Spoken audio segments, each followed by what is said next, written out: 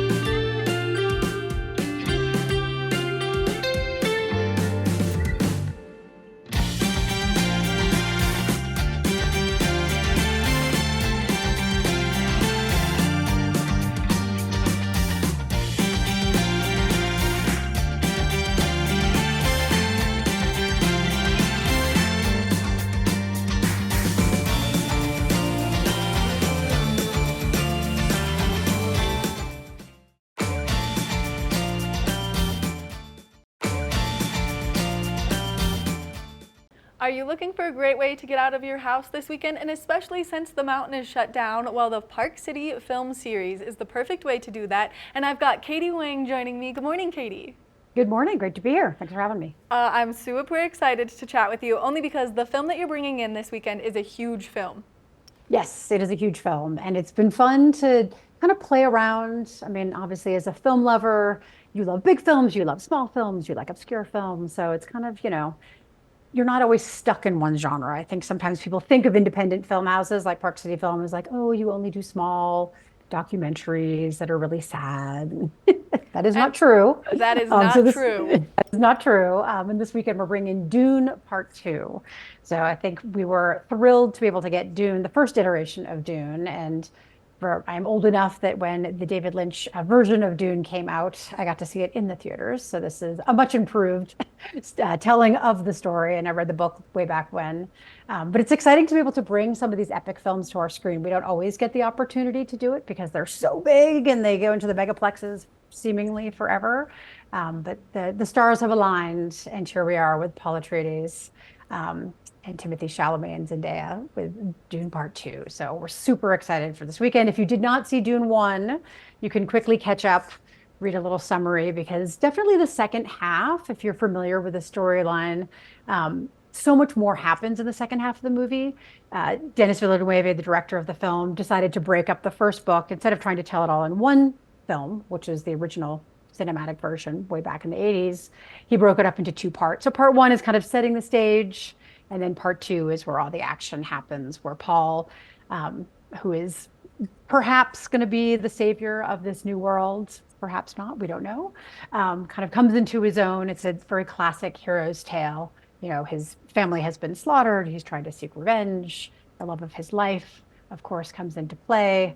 And what does he have to sacrifice in order for the greater good of humanity? So just really all of those like amazing storylines, but told in such an epic way. And this is definitely a film you want to see on the big screen with surround sound, surrounded by your fellow film lovers. So a lot to look forward to this weekend for sure.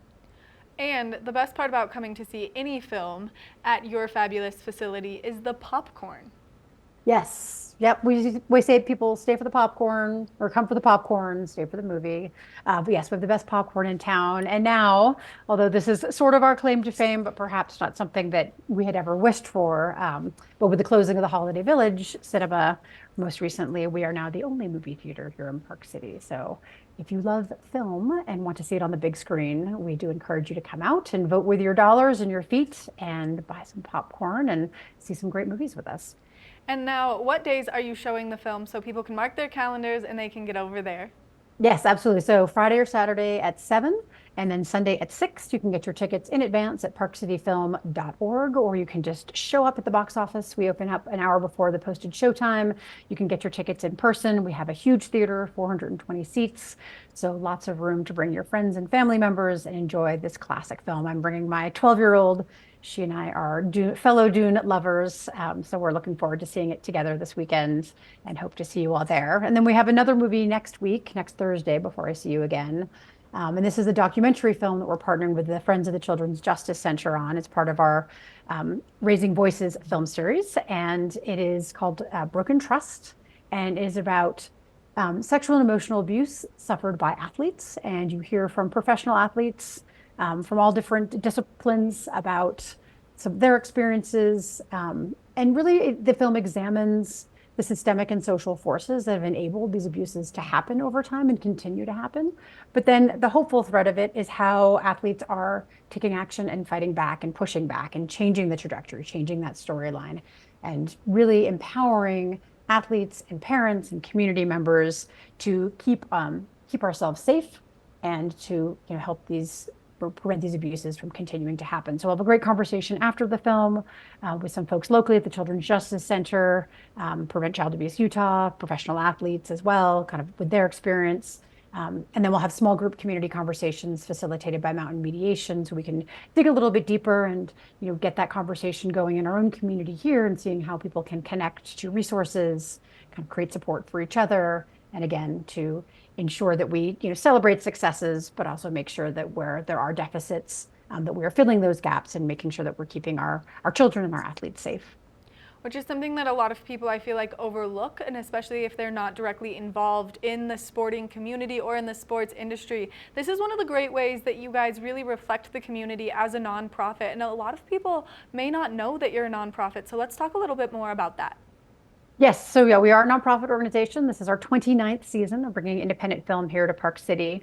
And what's great about being a nonprofit organization is that you can support us by coming to movies, of course, and buying tickets and buying concessions, but you can also become a member or you can be a donor. So if you go to our website at parkcityfilm.org, you can click on the membership tab. We have all different levels of membership, everything from student and military all the way up to director's circle. And we give you lots of fun things in exchange, free tickets to movies, fun parties, all those things. But really, what the core of it is, not members are the lifeblood of all nonprofit organizations, and particularly with film exhibition, where we have the opportunity to show films like Broken Trust, as well as something like Dune 2, right? Very different films.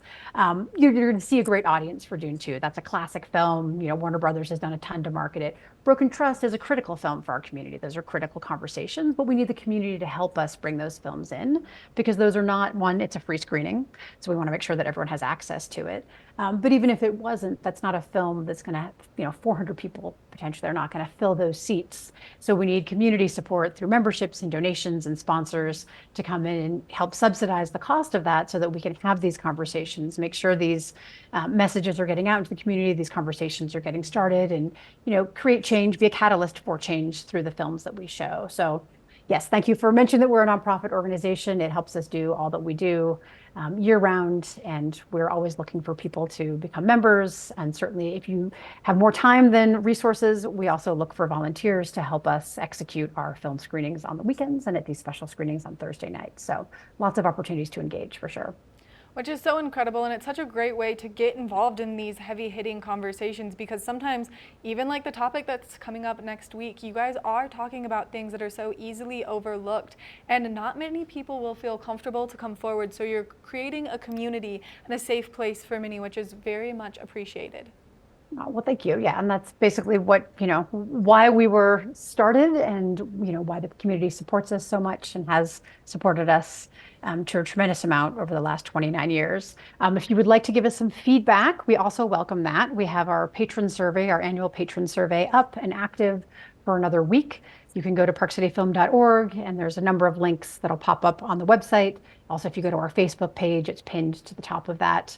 And it's about a 10-minute survey. And as a thank you for your time, we will give you a free bowl of popcorn, best popcorn in town. So a little added incentive there. But also collectively, we are working with 40 other nonprofit art house cinemas across the country. So we can see as a collective how is film exhibition going? What are things that we're doing well? What can we learn from our colleagues? What can our colleagues learn from us? And it's really a great opportunity for us each year to just kind of check in. How can we do what we do better? What are we missing? What are those opportunities out there that we haven't taken advantage of that we could now that we have, or have the opportunity to, now that we've asked the question and seen the responses, not just from our own patrons, but from patrons across the country. So please participate if you have a little time. And that extra bowl of popcorn, we know you want it. So go ahead and fill out the survey and we'll give you a free bowl of popcorn. And then you can come see a great movie too. Right. It's the best of both worlds. You're giving feedback, you're getting some free popcorn, incentivized, and it's helping the community. Katie, thank you so much for taking the time to chat with us. Thank you for having me. ParkCityFilm.org. You can get all the information there, and we'll see you at the movies. Make sure that you check out Dune 2 this weekend at the beautiful facility of Park City Film Series, only because you're not going to want to miss this wonderful movie. Now we're going to take a short break, and when we come back, we've got just a little more of the show, so stay tuned.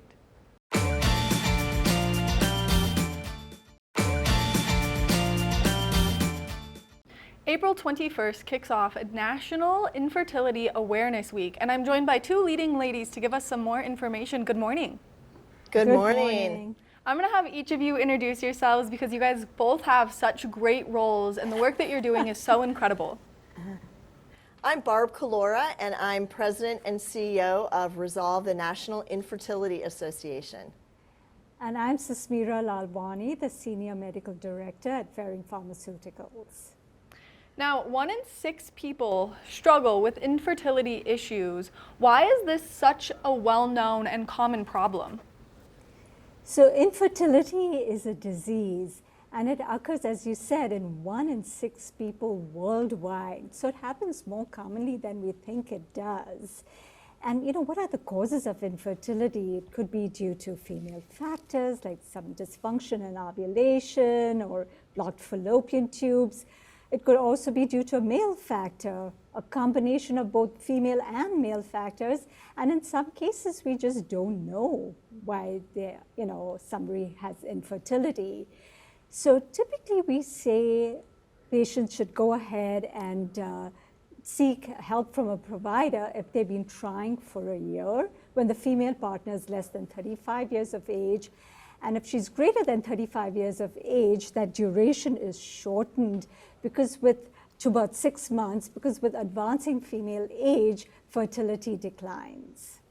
And so why is there not a one-size-fits-all approach when you are actively trying to build a family?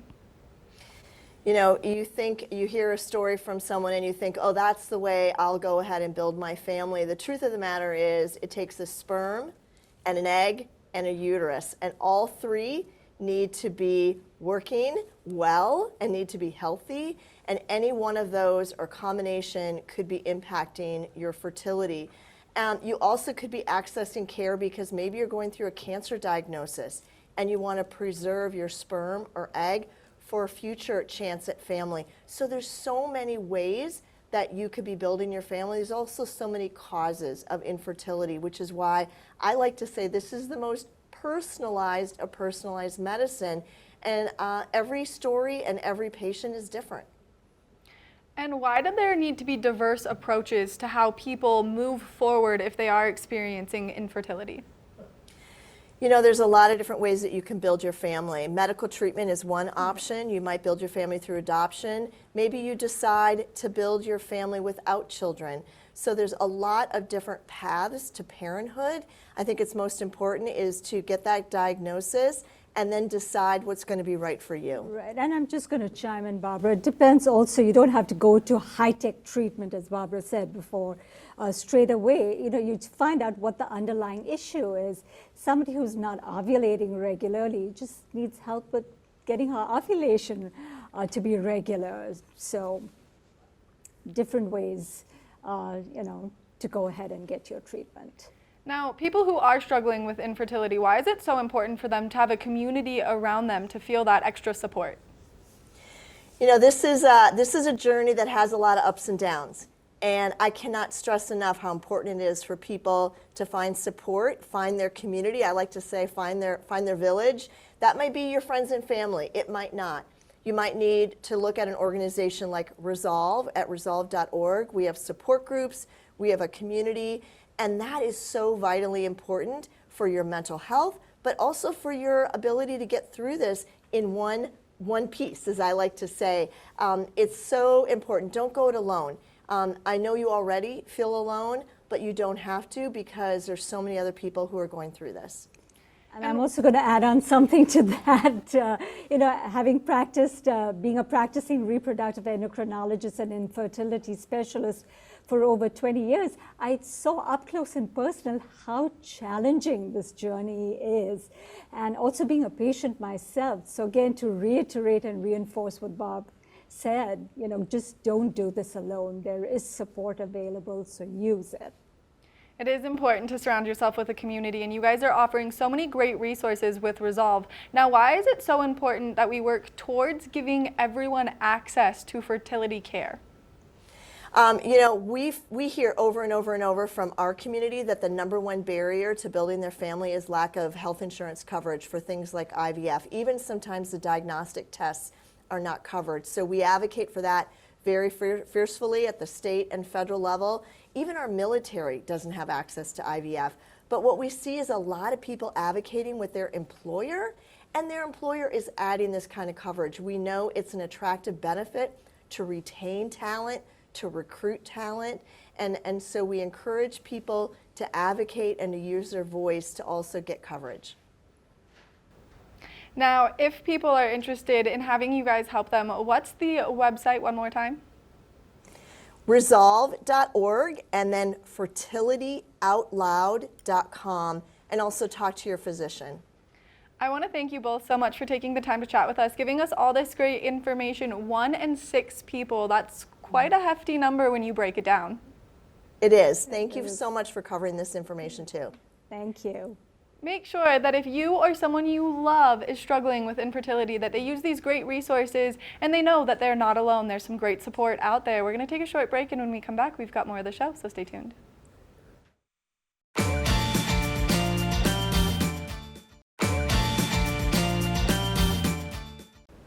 Have you always wanted to own some very fun, vibrant ski wear and some very fun and vibrant, active outdoor wear? Well, then Skea has the perfect items for you. Now, this is an incredible women-owned and operated business, so let's introduce you to them right now.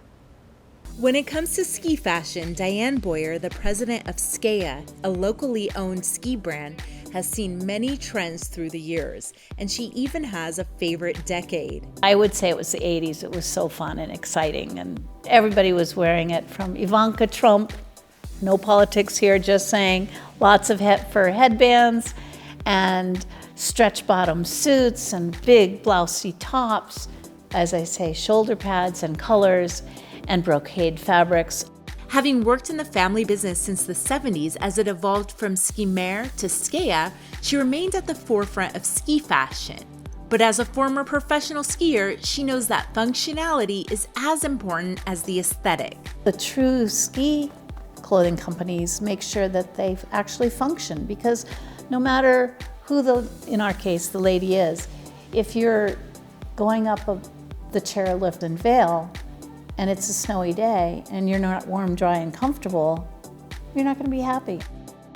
So it has to work, but it has to be really pretty and look good on the snow as well. Or après at the bar. Diane showed me a preview of next season's designs and explained to me how being eco-conscious is very important for Skea. So their faux down filling is made from recycled water bottles. They take the water bottles and somehow reconstitute them, and it makes a very soft, puffy insulation similar to down. The difference is when this imitation down gets wet, it does not lose its loft. And I even got a chance to test the merchandise by trying on this show-stopping outfit. Looking back through Skea's memorabilia, it's clear that skiing is so much more than just a hobby or business for Diane. It's a lifestyle, and one that helped her form a special bond with her late mom, Jocelyn Boyer. That's me and my mom. Her mom was a co-founder of Skea and a very integral part of Diane's life. So I asked her to share a story about her mom, and in this case, it also involves ski legend Billy Kidd. We had a commemorative event the other day in Vail for the Colorado Ski Museum, which is one of my other passions.